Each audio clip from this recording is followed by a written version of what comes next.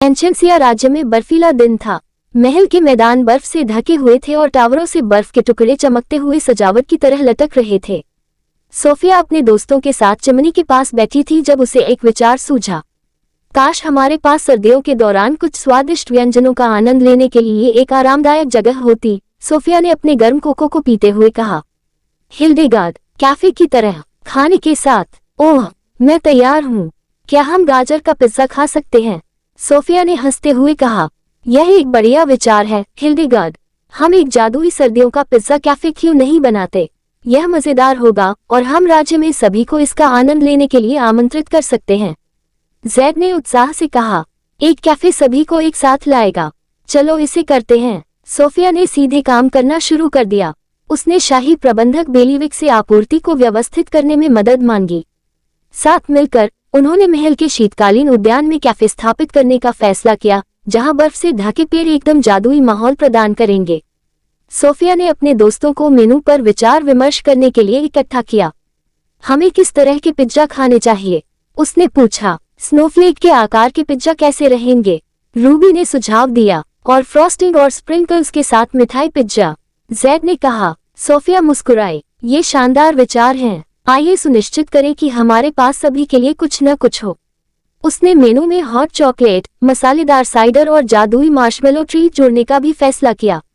इसे और भी खास बनाने के लिए सोफिया ने अपने एमुलेट ऑफ फेवलर का इस्तेमाल करके पिज्जा को मंत्रमुग्ध कर दिया ताकि हर पिज्जा ताज़ी गिरी हुई बर्फ की तरह चमके। अगले दिन सोफिया, उसके दोस्तों और महल के कर्मचारियों ने शीतकालीन उद्यान को जादुई कैफे में बदलने के लिए कड़ी मेहनत की। उन्होंने एक लकड़ी से जलने वाला पिज्जा ओवन बनाया जिसका आकार एक विशाल स्नोबॉल जैसा था। पेड़ों से बर्फ के टुकड़े जैसे आकार के लालटेन लटकाए गए थे और मेहमानों के लिए आरामदायक कंबल के साथ ठंड से ढकी हुई मेजें रखी गई थीं। सोफिया ने मिस्टर फ्रॉस्टी नामक एक स्नोमैन अभिवादनकर्ता बनाकर एक जादुई स्पर्श भी जोड़ा। विंटर पिज्जा कैफे में आपका स्वागत है, मिस्टर फ्रॉस्टी ने प्रसन्न स्वर में कहा। अंतिम स्पर्श एक जादुई चिन्ह था जो बर्फ में चमक रहा था। सोफिया का विंटर पिज्जा कैफे, जहां हर निवाला सर्दियों के जादू जैसा लगता है। सोफिया के विंटर पिज्जा कैफे की चर्चा तेजी से फैली और जल्द ही गांव के लोग और राजघराने के लोग भव्य उद्घाटन के लिए एकत्रित हुए। राजकुमारी एम्बर और राजकुमार जेम्स सबसे पहले पहुंचने वालों में से थे। ये बहुत प्यारा है, सोफिया, एम्बर ने ठंडी सजावट की प्रशंसा करते हुए कहा। क्या आपके पास एक्स्ट्रा चीज वाला पिज्जा है? जेम्स ने पूछा, अपने हाथों को गर्म रखने के लिए आपस में रगड़ते हुए। बेशक, सोफिया ने जवाब दिया। उन्हें एक मेनू दिया। मेहमान अपने पिज्जा ऑर्डर करने के लिए लाइन में खड़े थे। जेम्स स्वाद परीक्षण के प्रभारी थे, ये सुनिश्चित करते हुए कि प्रत्येक पिज्जा उतना ही स्वादिष्ट हो जितना कि जादुई। कॉर्न पिज्जा एकदम सही है, जेम्स ने घोषणा की। उसका मुंह भरा हुआ था। जैसे ही सब कुछ ठीक चल रहा था, बगीचे में ठंडी हवा का झोंका आया। बर्फ भारी और तेज गिरने लगी और जल्द ही कैफे की मेजें बर्फ से ढक गईं। ओह नहीं, सोफिया ने कहा, अगर बर्फ इसी तरह गिरती रही तो कोई भी अपने पिज्जा का आनंद नहीं ले पाएगा। मिस्टर फ्रॉस्टी नामक स्नोमैन धीरे धीरे आगे बढ़ा। लगता है कि बर्फबारी होने वाली है। कैफे को चालू रखने के लिए आपको कुछ अतिरिक्त जादू की जरूरत होगी। सोफिया ने जल्दी से सोचा। हमें कैफे को बर्फबारी से बचाने का कोई तरीका चाहिए, साथ ही इसे जादुई और आरामदायक भी बनाए रखना चाहिए।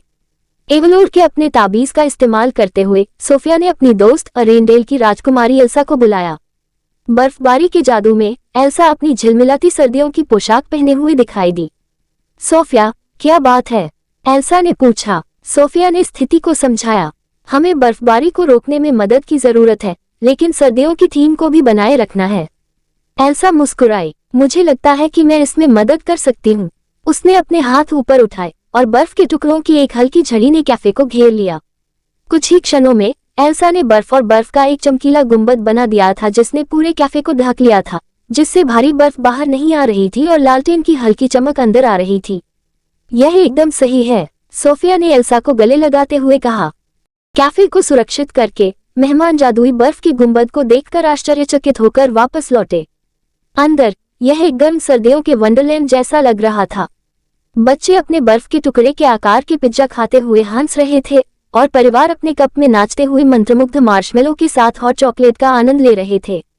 सोफिया ने मनोरंजन के लिए एक छोटा सा मंच भी बनाया।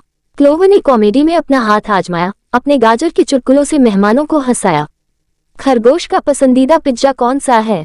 उसने पूछा। गाजर क्रस्ट, जाहिर है। एल्सा ने सोफिया के साथ मंच पर आकर अपने जादू का इस्तेमाल करके बर्फ के टुकड़ों से घिरे पिज्जा की एक चमकदार बर्फ की मूर्ति बनाई। भीड़ ने खुशी से तालियां बजाईं। जब सभी को लगा कि रात इससे ज्यादा जादुई नहीं हो सकती, तब कैफे में एक सरप्राइज विजिटर आया, कोई और नहीं बल्कि सोफिया के पिता किंग रोलैंड। सोफिया, ये कैफे अविश्वसनीय है, उन्होंने कहा। मुझे आप पर बहुत गर्व है कि आपने पूरे राज्य को इतने शानदार तरीके से एक साथ लाया है। राजा रोलैंड ने मंत्रमुग्ध पिज्जा का स्वाद चखा और इसे पूरे एन्चांसिया में सबसे अच्छा पिज्जा घोषित किया। उन्होंने विंटर पिज्जा कैफे को वार्षिक परंपरा बनाने का सुझाव भी दिया। जैसे ही शाम खत्म हुई, सोफिया कैफे के प्रवेश द्वार पर खड़ी हो गई और आने वाले प्रत्येक अतिथि को धन्यवाद दिया। मुझे उम्मीद है कि आप सभी ने जादुई समय बिताया होगा, उसने कहा। एम्बर और जेम्स ने जाने से पहले सोफिया को गले लगाया। यह अद्भुत था, सोफिया। मैं अगले साल का इंतजार नहीं कर सकती, एम्बर ने कहा। क्लोव पूरे दिन स्वाद परीक्षण से थक गया, बर्फीले कुशन पर लेट गया। अब तक का सबसे अच्छा दिन, उसने गाजर पिज्जा के बचे हुए टुकड़े को चबाते हुए कहा। कैफे बंद होने के बाद सोफिया और उसके दोस्त महल में वापस चिमनी के चारों ओर इकट्ठा हुए। उन्होंने हॉट चॉकलेट का आनंद लिया और जादुई दिन के बारे में सोचा। सोफिया, तुम हमेशा जानती हो कि सर्दियों को कैसे खास बनाया जाता है, मिया ने कहा। क्लोव ने कहा, और पिज्जा बेहतरीन था। चलो हर सर्दियों में ऐसा करते हैं। बाहर बर्फीली रात के बावजूद गर्म महसूस करते हुए सोफिया मुस्कुराई। मैं आप सभी के बिना ऐसा नहीं कर सकती थी। ये वास्तव में एक जादुई सर्दियों का रोमांच था, और इसलिए सोफिया का विंटर पिज्जा कैफे एन्चांसिया में एक प्रिय परंपरा बन गया, जो ठंड के महीनों में सभी के लिए गर्मी, जादू और स्वादिष्ट पिज्जा लेकर आया।